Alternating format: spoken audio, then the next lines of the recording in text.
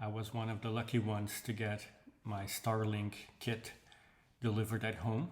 And while I have not ever seen the first version, the round dish, I have the generation 2. So the generation of the dish that Starlink released maybe 2 months ago by now.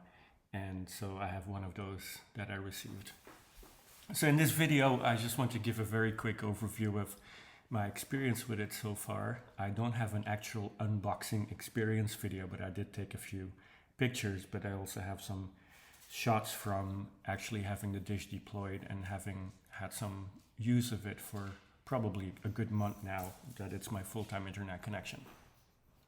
Anyway, when it arrives, it's a box like this, so it's not heavy. It's just a normal size box that gets shipped. And when you open it up, basically, it's nicely packaged. It's very clean. So open it up, you get a nice little SpaceX logo. It's well protected. So there was this cover on top of the dish itself. You remove that, and then you see the dish. And so even though it's not round, it actually is I guess you call it a dish. So it's a rectangle, and it's about 1 foot by 1.5 to 2 feet. And it comes in what's called stowed mode. So the dish itself with the base extension from the dish attached to it, and that's it. So you pull that out, and then underneath of the dish is the router. And so in this case, you have to use the router. From what I understand, in the first edition, you didn't have to use that. Anyway, the router is about 1 inch thick, maybe a foot tall and half a foot wide.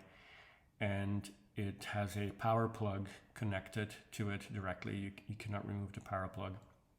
And then underneath of that is a 75-foot cable that will go from the router to the dish itself. The stand, by default, this stand's included, so it has 4 contact points, and you can screw that onto a roof or a surface somewhere. And as you'll see later, in my case, I just have it on the ground right now while I experiment with it a little bit more before I put it on an actual pole. But the default dish comes with this model, so you basically plug the dish into it, and then that's it. It's very simple. So the instructions are: take the cable out, plug the cable into the dish, put the dish on the stand, plug the other side of the cable into the router, plug the router into 110 volt, and you're all set. So it comes with a little, this is basically the instructions you get on the left, plug the cable in, plug it into the router, plug the router in, and then go to Starlink, the Starlink phone app, and configure your Wi-Fi network. So once you have this set up, then you go to your phone. So you plug it in, you go to your phone, and what will happen is the dish will start moving around once you power it on. So it has a built-in motor, and it knows how to find the satellite, and it also looks for obstruction. So basically, as it takes a few hours, I think up to 12 hours, that it turns and finds the dish or the satellite, and it will also give you an overview of which areas in its field that are obstructed in the application itself. So in the app, when you plug it in, the phone app basically shows you this. So if the dish is online, it has a little green round dot next to online, and then there's very few features right now in the phone app. You have the visibility button, which shows you a 3D view of what the satellite dish sees. Statistics, so it shows you throughput and latency, and then you can run a speed test. And then when devices are attached, you can click on connected devices, and it'll show you which devices are connected, what the kind of device is, if it can figure it out, and also the IP address that got assigned. There's a settings button that lets you set up a few things like Wi-Fi, password, and it also lets you reboot the Wi-Fi and put the dish into stow mode, so then it goes back to the vertical position just like it was shipped. And then there's a support button which gives you basically an FAQ of questions, and then you have the ability to do email on the top right for dealing with support, and on top left you get info of who you are. So you actually have to log in with your Starlink user ID that you registered with to purchase the dish and get the subscription. So it's the same ID that you use to log in and set everything up. So I named my SSID foobar Starlink for testing initially, and then it'll show you which Wi-Fi SSID is configured, and then in this case you see there's one connected device, which would be my phone in this case. When you click on statistics, it shows you this, so it gives you a little bit of history of uptime and if there were any outages. It shows you the latency, so you can see from this screen, minimum latency is 20 milliseconds. That's the lowest I've seen, is 20. And then maximum latency in this case is 39, on average about 28. And I'd say, latency does go up at times, but that's sometimes related to the amount of traffic you do yourself, not so much the connection itself. I have lots of devices connecting, so when I do lots of uploads or downloads, then the latency will obviously go up. But in a clean network, from what I've seen, is that the latency typically is around 25 to 30 milliseconds, which is just awesome. And then there's also usage and speed test. So you can click the speed test button and it goes to run a speed test, upload and download. And it shows you, pretty much real time what upload and download is at when you look at the app. So when you click on visibility, initially when you plug this Starlink dish in, it doesn't really quite know yet. So it collects the data as it's running, and as the app says, it takes about 12 hours. This was a speed test I ran a while back.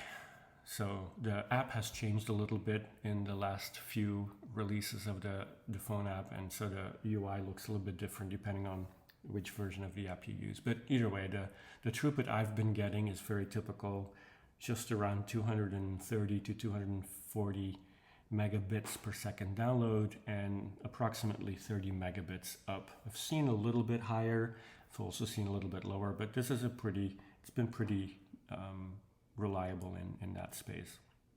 This was another speed test I did at a little bit other point in time, and here also, 240 upload 19. This is just the screen you see when you click on connected devices, and this is my phone that's connected. It just says unknown device, but you can see IP address 192.168.1.103. So by default, the setup does not come with an Ethernet port. The router that ships with the Generation 2 is Wi-Fi only, and you can purchase an Ethernet adapter separately, which I'll talk about later. So by default, when you plug in, it's Wi-Fi, and the Wi-Fi router is not configurable other than SSID and password. And the IP address ranges are 192.168.1.x. So depending on what you plug in and how many devices, it does DHCP for you by default. You cannot change the subnet range. You cannot change the DHCP on off. It just comes out of the box configured with all of this. There's an advanced button. When you click on that, you can see some router info, like the version that's running, how long it's been running, the version of the dish, Starlink, and the version of the application. So it gives you all that. And then you can reboot the Wi-Fi, which basically is reboot the router, reboot Starlink, which is rebooting the dish itself. So after a few hours, when the dish has been running, you can go to this visibility app again, or that page, and you can actually rotate this around, and so you can see if there's any obstruction. Now in this case, there's a little bit of red at the bottom, but it doesn't affect anything. I think if you have lots of obstruction and with lots of red, then of course your performance will go down, or you might not get a connection. But in my case, the way it's set up, it's pretty clear view of the sky, and it's very important. You cannot put this in a area where you have lots of trees around you, or there's just lots of stuff left and right from you. You really need a clear view of the sky for Starlink to work. So don't do this in a forest. When you go to the Starlink settings out of the box, then you can for Wi-Fi, you have a few choices. One is you can say split 2.4 gigahertz and 5 gigahertz networks. So if you do that, in my case here I did, then you can create a separate SSID for the 2.4 gigahertz network, which I called FUBAR Starlink, and one for 5 gigahertz, which I call FUBAR Starlink 5 gigahertz. So you can enter the SSID yourself, so that's fully configurable, and then the password. So you can enable or disable security for it, and that's pretty much it. If you don't split it up, then you have one SSID with password for both, and it'll just show up for both the frequencies, depending on the devices that you have connected. 2.4 gigahertz is actually important to have. Lots of new routers these days ship with 5 gigahertz only. Most IoT devices, so the really cheap devices that connect to a cloud-based service or something like that, they're typically 2.4 gigahertz. So an outlet, a remote-controlled outlet, or remote-controlled thermostats, in most cases remote-controlled, or cameras, IP cameras, a lot of them are 2.4 gigahertz. It's actually really good that Starlink supports this in their router. And so if you don't have your own Wi-Fi set up at home yet, so if you don't have anything, you basically plug this in and you're done. So it's a really easy and great setup. There's nothing as easy to configure. You get your kit, you plug it in, you set up your SSID, you give a password, and you're fully online and ready to go with a DSL plus like connection, yet it's over satellite. It's just really amazing. One new feature that they just added in January of 22 is the ability to bypass the Starlink Wi-Fi router. From what I understand, you were able to do this in previous versions, or in the previous version of the Starlink dish, but not with version 2, with the rectangular dish. So anyway, when you enable this, so when you click bypass Starlink Wi-Fi router, it basically turns off that little router box, and what you do need a Ethernet adapter, which you'll see later in some of the parts of the video. So if you have an Ethernet adapter plugged in, then if you have your own network set up like I do here at home, I have a Ubiquiti Dream Machine Pro that basically fronts my entire home network with all the switches and its own Wi-Fi access points. And so if you have the Ethernet adapter, then you can run in two modes. One is the default, which is the Starlink router is running. The Starlink router provides Wi-Fi, and you can obviously provide your own Wi-Fi on your own router. And then you plug in the Ethernet adapter. And what I did initially was I plugged my router, my Ubiquiti gateway, into the Ethernet port. And so from the gateway will work, so my home network worked just fine, but what happens is that the gateway gets a 192.168 IP address. It doesn't get the public address. It's not in bridge mode. So you basically have the internet go to your Starlink router. The Starlink router provides a private IP address to your gateway, which then provides its own private IP space to the house network. So you're doing what's called double NAT. And there's a little bit of performance overhead, but for the most part, you wouldn't really know. But it's not as clean a setup. And for me, the most important part was that I didn't want to use the Starlink Wi-Fi because I have my own house network. And so the two were sort of fighting each other because you have two individual networks basically doing wireless at the same frequency. And the Starlink router today doesn't let you pick any channels or anything like that. So I enabled the bypass. And so what happens then is that your router really basically shuts off. And you immediately see, or I immediately see in my Ubiquiti router, the public IP address, the IPv4 IP address of the dish basically assigned to my Ubiquiti gateway. And so there's nothing in between anymore. So then it becomes public IP on my network that then has NAT behind it for the house network. And so it's really nice.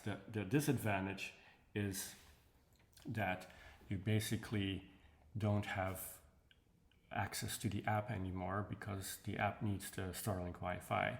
And you also do not have the ability to use the gRPC calls to the dish to get statistics from the dish, or at least not yet. I haven't figured that out yet. It might be possible, but I haven't seen that possibility yet. Anyway, when you plug in, here's an example of my Ubiquiti gateway being plugged in and the IP address that it had assigned, but this was prior to disabling the router. So when you hover over some of these things, so another feature is remote troubleshooting. So if you have that on, by default is off. If you have it on, then it lets Starlink connect to the router.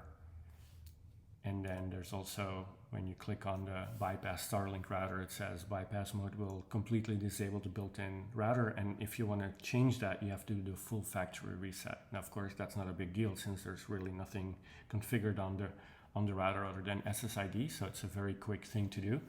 But just so you know, you do need the router plugged in because it provides power to the dish. So it's not like you can remove the router physically, but you remove all the functionality of the router and just have the dish provide you with the public IP on your own gateway. And now we'll take a look at some of the other accessories and extensions.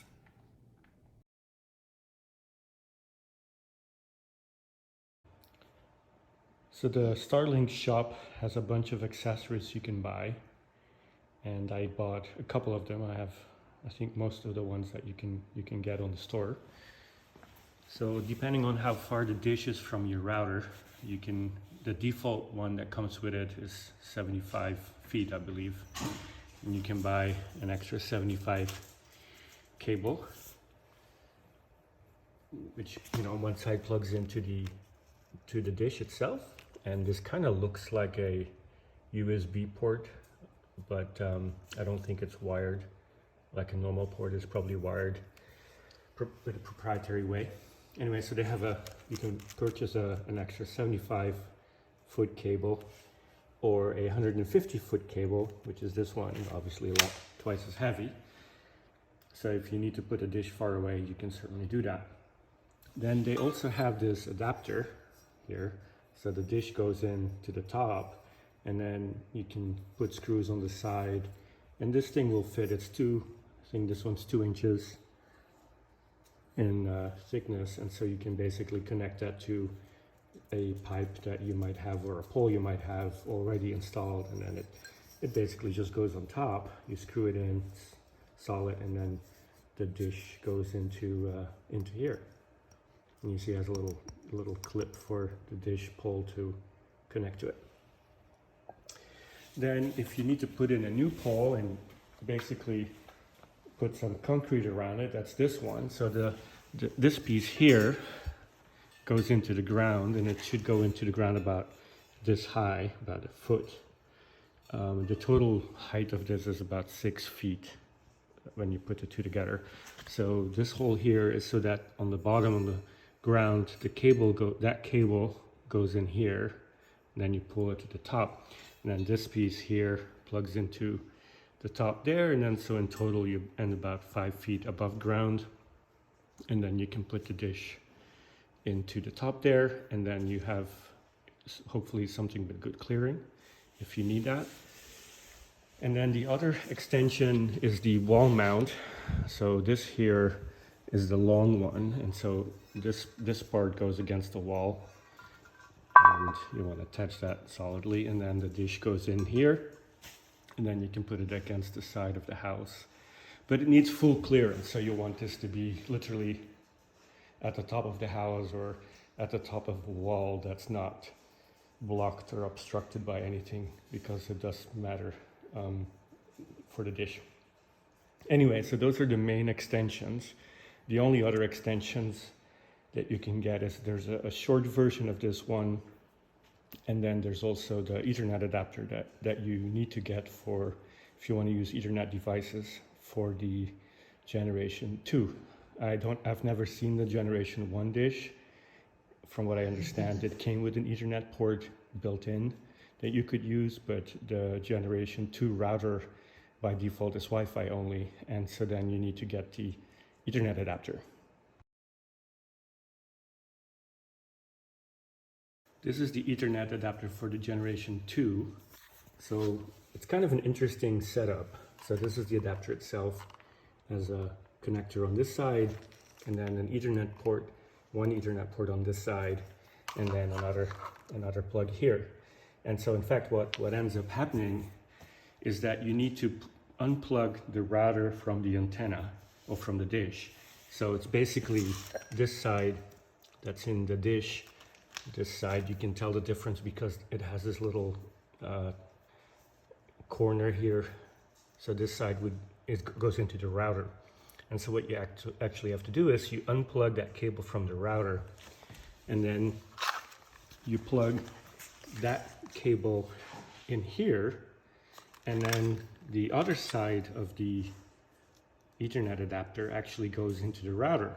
And so basically what happens is you have the dish, you have the cable goes into Ethernet adapter, and then you plug your Ethernet in here, and then the other side goes back to the router. And so it sits in between the two, which is not necessarily obvious, but that's the way it works. You always need the router device at least installed, even if you don't want to use Wi-Fi.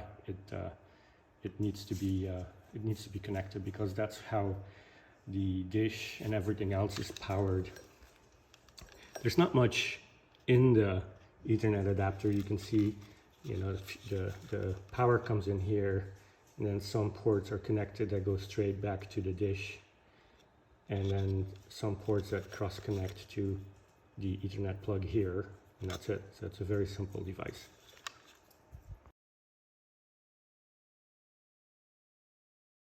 So this is the generation 2 Starlink dish. You can see it's a rectangle. It's about a foot wide, approximately, maybe about almost 2 feet long, or so, maybe 1 by 2, 1 by 1 3/4, something like that. This is obviously not a final install. This is just for temporary testing. This location here was just right for where my Ethernet connection can go into the house, and it's just for getting it set up and testing. So one thing is the dish comes stowed, and so when you plug it in, it automatically goes flat and then finds the antenna, finds the satellite, very similar to, from what I understand, the generation 1 did. So this is the one that comes out of the box. So when you get the Starlink package, it comes with the dish and this mount that's connected, and then it has this flat mount, and then I have the other extensions. I plan to put it on this 5 or 6 foot tall pole and connect it that way, but right now this serves. I had a little bit of wind, so I put some of the hooks in, so it kept fine, and it worked just fine. So there's a little motor in here that automatically moves things around. If you need to move the dish, turn it off, there's a stow function in the app, so then it turns back to this side, so you can put it back in the box. So the cable goes in here, it's plugged in inside this thing here, but you can disconnect this cable to plug in a different one or longer one. One important thing is that you really do need line of sight. So, well, not necessarily line of sight, you need a clear, unobstructed view of the sky, and the app will show you what it can see or where there's obstruction, so it'll let you know if there's any such obstruction. But it's very important that you really basically can do a nice view of how the sky works.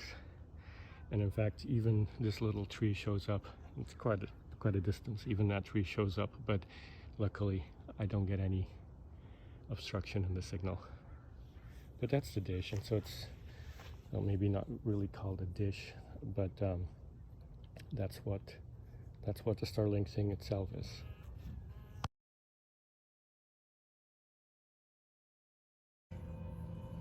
So this is the router, and again, this is a temporary setup for me, just like the dish is.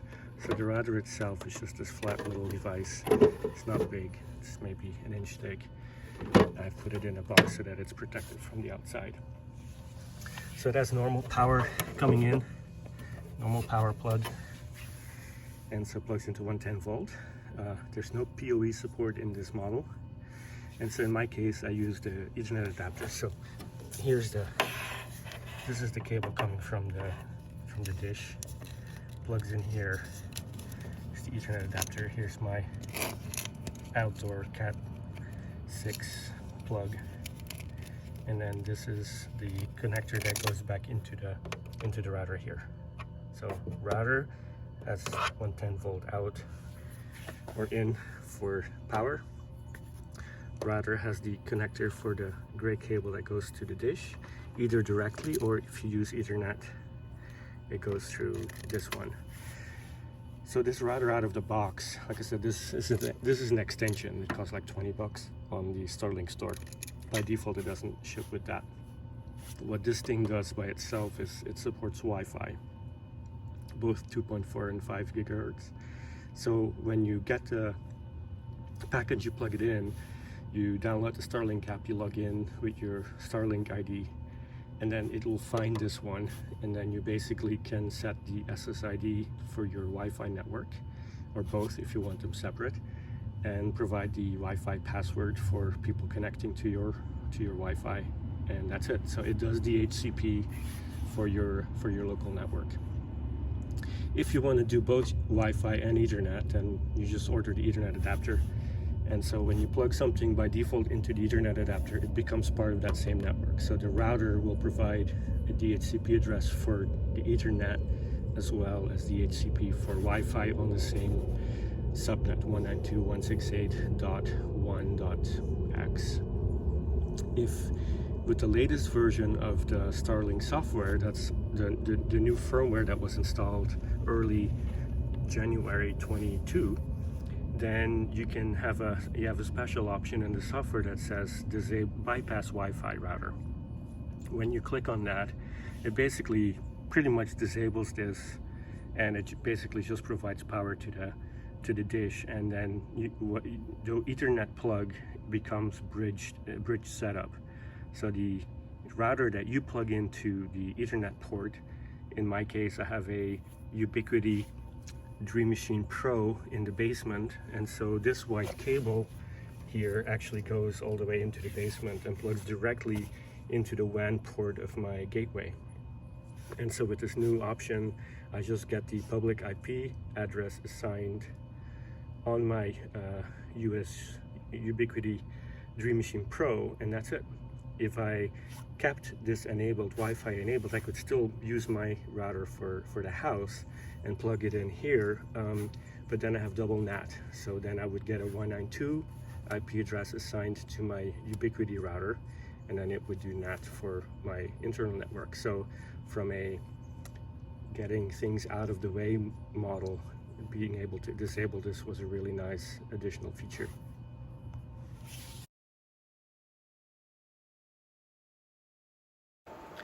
So you saw the white Ethernet cable outside at the router or at the Ethernet adapter.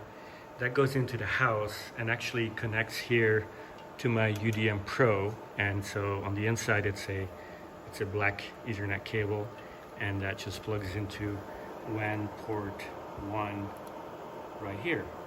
And that's it. So all I had to do was get the router, with or without Wi-Fi, with or without bridge mode, either worked just fine out of the box.